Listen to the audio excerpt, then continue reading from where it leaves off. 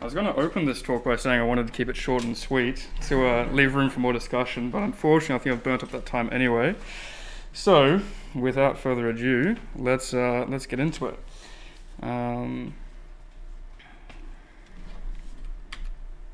Here. So, there's 4 broad areas that I wanted to touch on, with each having their own components, their own underlying sections that I thought were important. This is actually something that I am thinking about more regularly, so it was just kind of a free flowing of thoughts that I've had. So I think this is going to be interesting, so I'm glad to be presenting this week. And there's 3 main things that I want to hopefully achieve through this conversation, through this talk, which I think are important in this kind of domain of talking about what human beings are. There's obviously so many things we can talk about, but there's only a few things that I'm going to have time to discuss. So let's get into the first one. Are we the sum of our parts or something more? And the first thought that I had, which has been mentioned a few times now already in this class, is the very classic problem of the ship of Theseus, which I'm sure most of you have already heard about and already know, but it's one of the most interesting problems that I've encountered in my time of thinking about philosophical problems. For those of you who don't know what the ship of Theseus is yet, it's basically this idea of there's a ship that is slowly replaced over time, and the replacements, those parts that have been replaced, are brought together and are eventually made into a new ship. And so then the paradox becomes, which is the ship of Theseus? Is it the one that has been sailing around and has been acting as the ship itself in a practical context, or is it the one that is made of the original component pieces? And so in that kind of way, it is interesting to try to draw that comparison to a human being. I have a few more points later in the talk that will discuss this a little bit further, but I think that when we consider how we are as human beings in our days, we can think of ourselves as a block, as a single entity that is static almost, because we don't feel the change. And so then this highlights a potential thought experiment that can help us consider things in potentially a different way. And so then that brings us to the body of Theseus in this kind of way of, if we are to consider ourselves as merely the component pieces of our bodies, then if we are to change any of those component pieces, then we would obviously be different. It's pretty easy to draw that conclusion that we would then have changed. And in that same kind of way, if we are to assign a certain value to each of those component pieces, and that overall sum is the same, then we could say, hypothetically, that we are then the same individual, especially if the value of each piece is the same in that same kind of way. Whereas if we take the perspective that there is something underlying or something synergistically adding to that equation, then it can become a little bit stranger. And not to veer too much into the team mind, however, I think to consider the continuity of consciousness as being a very important part of this discussion. If we are the individual that has a sense of itself throughout the process, then that can, to an extent, give us an opportunity to see ourselves in a particular way, as compared to if we were to be brought into consciousness out of nothing, let's say. And another interesting question that I've had is, in that process, if we were to be brought across into a new body, hypothetically, then is that source of consciousness that we've had, if that was to be extinguished, does that mean that we are then as ourselves void, finished, or can that then be started again, or something similar in that kind of line? So whether that deterioration through that transfer is important, or whether or not it's just the particular configuration that we've had up to that point, whether that is more important, let's say.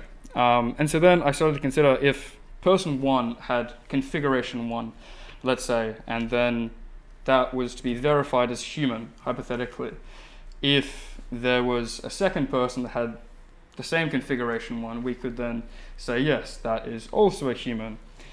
This kind of reasoning is a little bit superficial, I guess, in that kind of way, and that's, I guess, the intended purpose of it. But that configuration of whether or not we can set the stage for a human being to develop from a particular configuration, let's say the way that we define an average human being, if we are to set that artificially, is that then the same kind of case as a biological human being, just strictly thinking about it mechanistically? So then something that I think can easily be, not considered all of the time because we can't really see it, is the microbiome, the bacteria and the viruses and the other parts of ourselves that we don't usually consider to be ourself, but is actually very important in how we actually continuing to exist and continuing to live as the versions of organisms that we are. We aren't just, I, for example, am not just Matt, let's say, without any of these extra organisms that contribute towards that. And so then it got me thinking as well, if we were to remove that, or if we had to change that in its entirety, then does that contribute to changing what a human is in that kind of way? If we have some radically different microbiome, if we have some radically different configuration, this radically different soup, let's say, of bacteria and fungi and viruses that are present within us, how much does that change our definition of human? And so then I have been watching a lot of cyberpunk things recently, and I'm not sure how many of you have any context on that, but one of the things that is present in this genre of chroming up, or of incorporating a lot of different bionics and cybernetics into one's self, is this idea of cyberpsychosis, of, as you can see there, being a mental illness, specifically a dissociative one, which is as a result of an overload of cybernetic augmentations to the body. In this case, it's something that I found quite interesting, and when I would think about how these would be interacting or interfacing with the human body and the human brain, it seems to be the case that there is a certain limit in these kinds of fictional shows. There seems to be a certain maximum point where the human brain can handle before it starts to get scrambled and starts to get a little bit loopy, let's say. And so then, in the case of cyberpsychosis, as the way that it is shown, once a person loses it, they can tend to lash out and kill everyone that's surrounding them, and in a way that is not aligned with the kind of individual they've been up until that point. And so you could say that even though, let's say, they have the same brain, they have the same kind of structure in that way, they are almost not themselves anymore through that kind of confusion or disassociation. And so then it started to get me thinking about whether or not that would actually be possible. Is there a limit? Is there something that would prevent us from continuing to acquire more and more cybernetics or more and more bionics, such that we would lose ourselves in that process? And I feel like I am definitely an optimist in this regard. I feel like human beings are one of, like, if anything, we are adaptable, that we are one of the most adaptable species across Earth and across time scales, is the reasoning why we've been able to do the things that we have done. And so I personally think that, for the most part, a lot of the authors in these kinds of fictions can seem to maybe project a certain fear that the individual is becoming lost amongst all of these different enhancements and all of these different changes and modifications, I suppose. Whereas in my case, I don't feel that is necessarily the case. Yeah, as it comes to incorporating a new limb or a new kind of prosthetic, I feel like the biggest limitation or the biggest cap would be on skill of being able to have it incorporated into yourself as compared to inability of being able to not go insane. And so that's interesting when we consider how the world will function in the future. Potentially, as you can see here, there is a group that has worked on using extra arms, and it's not necessarily connected to the brain, which is commonly shown otherwise, but it's a starting point. As you can see on the left, that is a neurally connected model that would only kind of progress with time. But then I started to think, in that case, would gene psychosis be something that would be a potential problem? Would there then be an upper limit of us changing ourselves, of us not being ourselves anymore? Because it's very easy to see an arm be replaced, or a leg be replaced, or a whole body be replaced, because it's very tangible. But you can't necessarily really see a gene be changed so that you're 15 times less likely for male pattern baldness or lung cancer. And so in that way, I think that it doesn't go very much towards how we define ourselves, but then in the broader context of a human being, what does that mean? Would there be a limit in that kind of way? More so than just replacing biological tissue, but changing the underlying DNA that expresses that biological tissue. And then further, it can be easy to not realize how much we have already changed throughout our lifespans. There is a lot of us that changes very often. And so as we can see here, I've listed a few things that can change from very regularly, being the gut epithelium, through being attacked by a lot of acids on a day-to-day basis. It is a very rough environment for them, so they have to replace a lot, all the way up to our eye lenses that are the exact same since we were born, since we first started using them, and all the way in between. I think, for me at least, when I started to make these considerations and to realize that the vast majority of ourselves has gone through a cycle of being structurally completely different than we were when we were first born. So then if we were to say that we wouldn't be ourselves if we lost a certain part of our body, then in this way we've already technically lost most of our parts of our bodies and just had them replenished into new versions or new iterations of ourself. But the only reason that we call it ourself is because we have this continuity of consciousness in the body that we currently find ourselves in. And so then this is one example of that, this being for red blood cells, about how in our body lots of different processes go on to then be able to cycle things through. And in that same kind of way of not being able to see a gene change or see a different kind of expression in that way, we don't necessarily, or at least I know that I definitely am not on a day-to-day basis considering how my body is changing on this more fundamental level. And so that was something interesting for me to consider.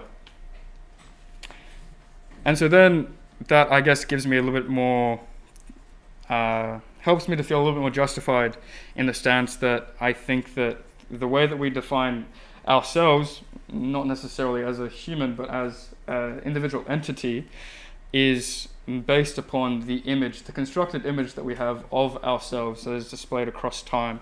And whether it is a real continuity or is an implanted artificial continuity, I think that that is the basis of our individual experience of what we define to be, as I said here, our own base reality. And again, not to stray too far into team mind, but I feel like I would be a little bit cheated if I was to find out that I had some kind of artificially implanted continuity as compared to my own self. As in this kind of way, I feel like the original me would then have been dead, and this new version of myself would then think as though it wouldn't be able to distinguish the difference between having been me for its entire existence and the actual me that now has kind of passed away. So I personally am not too much of a fan of that kind of idea. But what I am a fan of is the potential for the cloning of certain body parts. I know we've talked about this at length quite thoroughly now, of how, I don't think anybody really agrees with the idea of cloning entire bodies, but I do think that if we are concerned, let's say, about the potential for some kind of cyberpsychosis or gene psychosis, then why not take the original DNA that we have and then replicate that into body parts that we could then use functionally. So then it is almost like kind of speeding up the process of what is already occurring on a regular kind of way. And so then I started to think about how difficult it is to really answer this question of what is a human and what is a what would it take to appropriately define this. And so then I realized that throughout the presentation, I have presented things in such a way that I feel like I haven't been able to answer very much, but I also would say that a lot of these things, a lot of these areas that we have investigating and that we are kind of pursuing, we can only really take them as hypotheticals at this point in time. And so unfortunately, I would say that it's kind of an inevitable reality until we're properly able to kind of test each hypothesis more thoroughly. And now at this point I realize that as is common with doing presentations, I may have sped through things a little bit quickly, but I'm very open and very keen to hear any potential questions you might have or clarifications on points that I might have skipped over.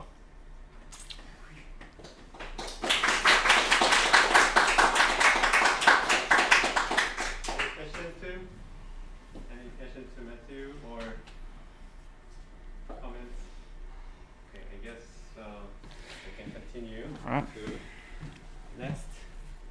Oh yeah. I just have a small question. So the cyberpsychosis, do you Yep. think media and like pop culture is feeding that into people, or is people already are afraid and that's why it's made into those media?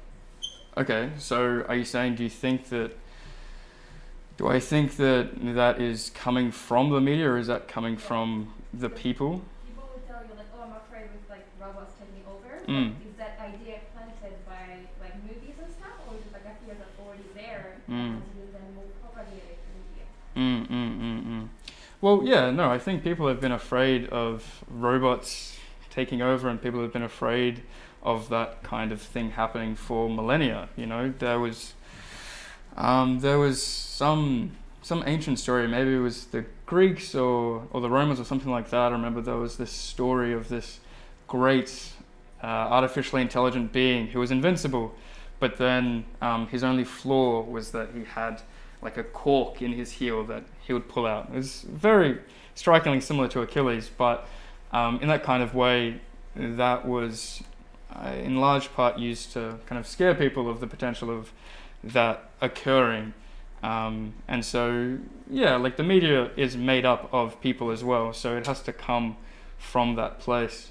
But yeah, I think it definitely does frame things in a particular way. So if people like myself consume content in that kind of sphere, it's more likely to potentially hold a similar view because of the way that the narrative progresses and the way that things unfold in that kind of way. So then you might relate in a particular kind of way to that.